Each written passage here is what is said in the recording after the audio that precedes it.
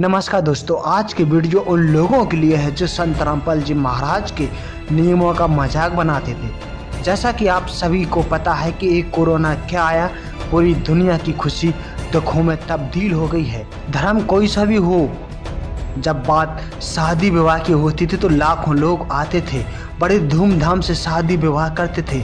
लोग मंदिर मस्जिद में भगवान को ढूंढा करते थे। लोग छोटे छोटे फंक्शन में लाखों लोग बुलाया करते थे, बड़ी बड़ी पार्टियां करते थे। और तो और शादी विवाह में ऐसा नाच गाना होता था कि लोग देखते देखते शर्म से डूब जाते थे। लेकिन यही सारी बातें संत रामपाल जी महाराज पहले ही बता चुके थे और बंद करवा चुके थे अपने भक्तों के साथ। तो आइए जानते हैं क्या थे संत रामपाल जी महाराज के वो नियम। ये हम जानते हैं जी न्यूज के एंकर माननीय सुधीर जी से।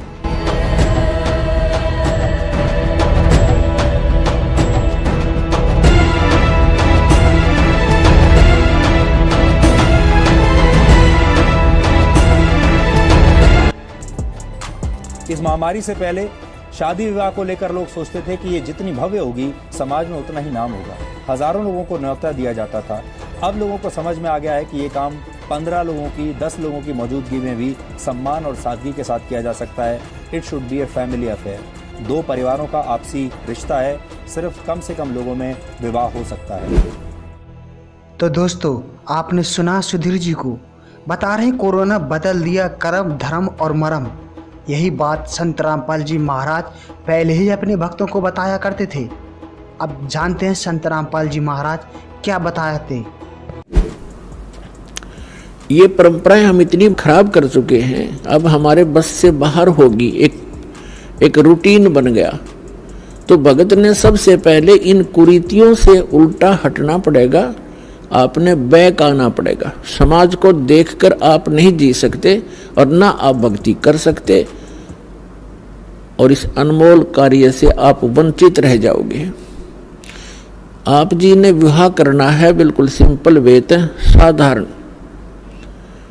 एक उदाहरण बनाओ समाज के अंदर, संसार के अंदर। देखो, ये परंपराएं हमने बनाई है और हम इसको फिर रिड्यूस करेंगे, कम करेंगे, सारा संसार सुखी होगा। अब यहां विवाह करते हैं, बहुत सी ऐसी घटनाएं घटती हैं। पहले दिन लड़के वाले खूब नाच रहे हैं, माच रहे हैं, डीजे बजा रहे हैं, धरती तोल रखी है। अगले दिन वो दूल्हा साथ में उसके 5-7 साथियों समेत दुर्घटना के अंदर मृत्यु को प्राप्त हो जाता है। बारात जा रही थी। अब पहले दिन तो डीजे बाज रहे हैं, सब नाच रहे हैं कंजरों की तरह, बहन भी, बेटियां भी, माँ भी, बाप भी, सरेआम। अगले दिन वो मृत्यु को प्राप्त हो जाता है जिसके ऊपर वो नाच और माच रहे थे। अब टक्कर मार कर रो रहे हैं। अब चाट ले उस डीजे ने, सिर पर धर ले उस दहेज ने।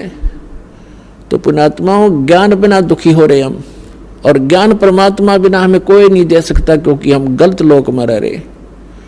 ये लोक बहुत गंदा है, यहाँ कोई भी दूसरे को सुखी देखकर प्रसन्न नहीं, और ये काल की प्रेरणा से है। जब हम भगवान की शरण में आएंगे, हमें सद्बुद्धि मिलेगी और तब हम भगवान से डरेंगे। जैसे हम हिंदू समाज में उत्पन्न हुए और जिन भगवानों की हम पूजा करते हैं, श्री ब्रह्मा, श्री विष्णु, श्री शिव जी को, हम श्री विष्णु और शिव जी की तो हम पूजा करते ही थे। ब्रह्मा जी को वैसे नकलियों ने रिजेक्ट कर रखा था उनकी अपनी सोच से।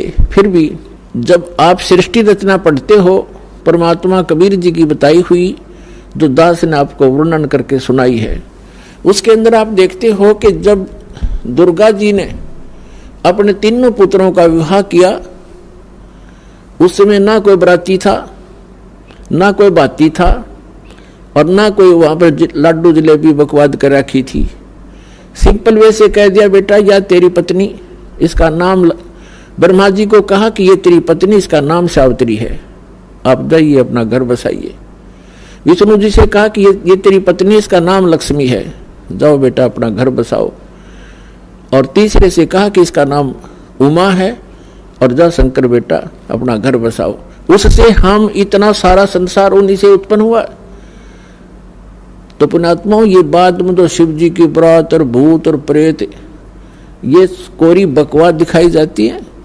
तो हमने अपनी बेटी को पराई करना है, वचन से होता है।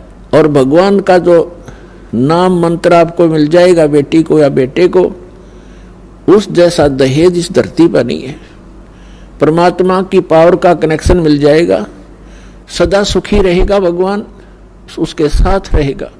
तो अपने इस बात का डर बना रहना चाहिए कि आज हम किसी से दहेज लेते हैं तो ये हमारे ऊपर कर्ज बन गया और इस कर्जे को हमने देना पड़ेगा। कभी भैंस बनोगे उसकी, लड़की वाले की अगले जन्म में कहीं ना कहीं, या गधा बनोगे या खच्चर बनोगे, उसका पूरा पाई पाई देना होगा। गरीबदास साहब जी कहते हैं, तुमने उस दरगाह का मैल नहीं देखा और धर्मराज के तिल तिल का लेखा।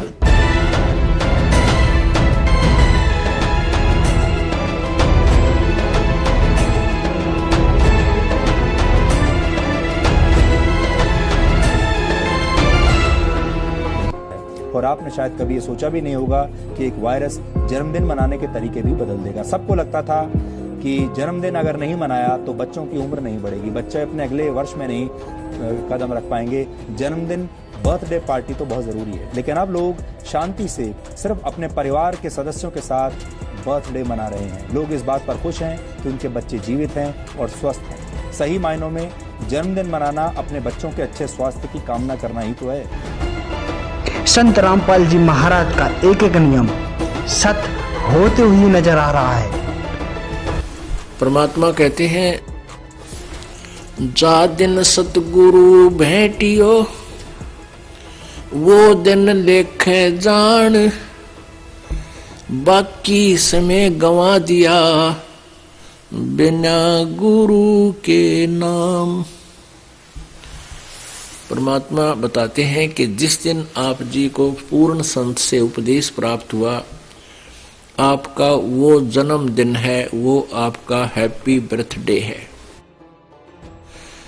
बाकी जो हम पहले लोक वेद के आधार से बर्थडे मनाया करते थे, वो हमने अब नहीं मनाना। उसको हम खुद हैप्पी बर्थडे मानना है तो बड़ा दुख था हमारे ऊपर। कैर टूटा, जन्म हुआ, ना जाने कितने कष्ट जीवन पर आवेंगे। कोई बच्चा हो गया तो मर जाएगा, कोई बचेगा ना बचे, कोई बीमारियां, 100 प्रकार की समस्याएं, दिन रात धक्के खाने। वो कौन सा जन्म था, वो कौन सा हैप्पी बर्थडे था? वो तो ब्रांड मार्टी डे था और उसने हम हैप्पी बर्थडे मनाया करते। अब जिस दिन आप जी को उपदेश मिला वो नोट कर ले, आपका वो हैप्पी बर्थडे है। और 100 याद रखे भगवान कैसे प्राप्त हुआ वो दिन, जिस दिन आपकी शरण मिली मालिक। तो आज वो ये दिन जो है अमावस्या वाला, फाल्गुन के अमावस्या वाला दिन, ये वो हैप्पी डे है जो जिस दिन इस दास का उद्धार हुआ। गुरुदेव जी ने उपदेश बख्शीश किया। अब याद आती है उस दिन के महत्व की, आज याद आता उस दिन की महिमा। जे वो ना मिलता वो दिन, ये 17 फरवरी फाल्गुन अमावस्या सन 1988 को इस दास को उपदेश मिला था। आज 23 वर्ष का हो गया ये दास। वैसे शरीर की आयु लगभग 60 वर्ष की होगी, लेकिन असली आयु इस दास की 23 वर्ष है। उससे पहले जो जीवन था वो मनुष्य का नहीं, पशु के तुल्य था। पशु भी वही कर्म करते थे, ये दास भी वही कर्म करता था। और जिस दिन से गुरु मिले हैं, उपदेश मिला है, उस दिन से हमारा जन्म है। संत रामपाल जी महाराज के नियम शास्त्र विधि को त्याग कर मनमाना आचरण नहीं करना, मंदिर मस्जिद में पूजा नहीं करनी। दुनिया में लाखों मंदिर हैं, छोटे मंदिर, बड़े मंदिर, गरीब मंदिर, और आमेर मंदिर। प्रश्न, मंदिर क्या है?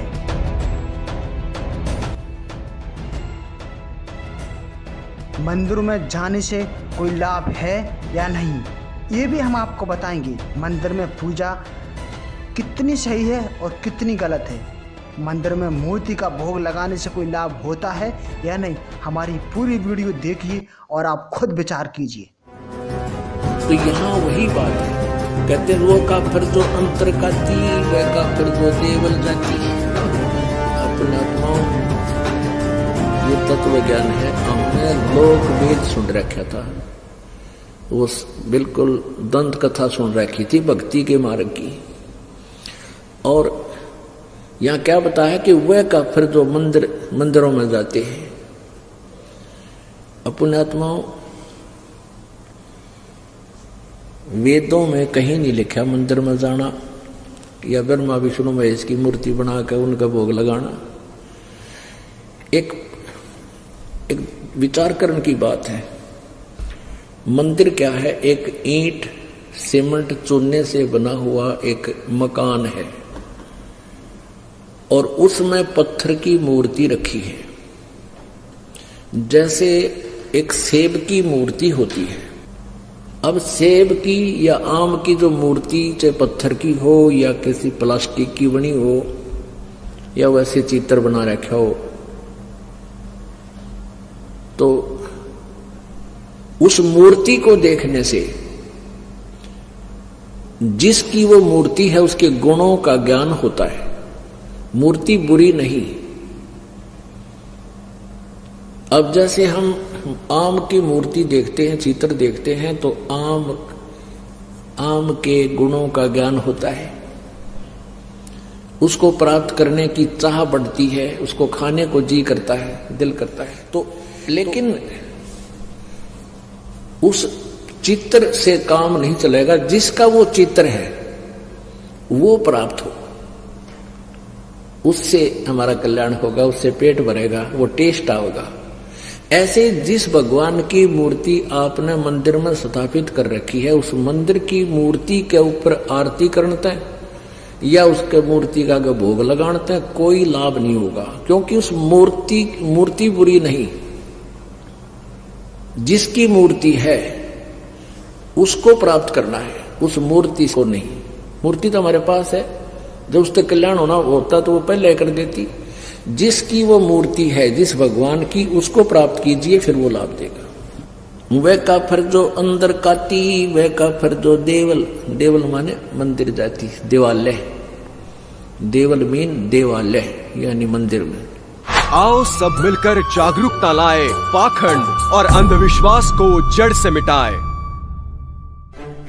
अंधश्रद्धा भक्ति मानव जीवन के लिए बेहद खतरनाक है। शिक्षित समाज से निवेदन है कि नकली और शास्त्र विरुद्ध साधना बताने वाले धर्म गुरुओं से बचे तथा नकली धर्म गुरु का विरोध करे।